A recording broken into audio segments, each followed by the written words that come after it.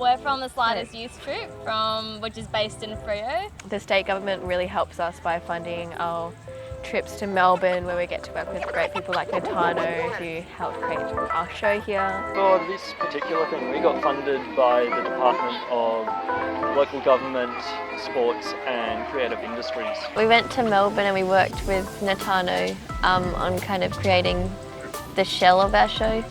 It was so much fun. He really pushed us out of our comfort spots.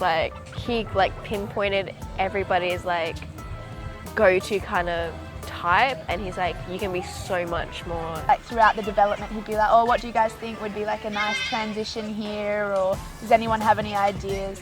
Which when you're performing, I think is really helpful, because then you feel like you have a bit of ownership of your show. I feel it's a very open and safe environment. Cutting teeth is very much about change and going from one stage of your life into another. So yeah, it's really appropriate that we're sponsored by Healthways, because the whole act, belong, commit message really applies to what we do in circus. Being there for each other physically kind of requires being there for each other mentally. You want to have that trust built through emotional contact before you have that trust through physical contact.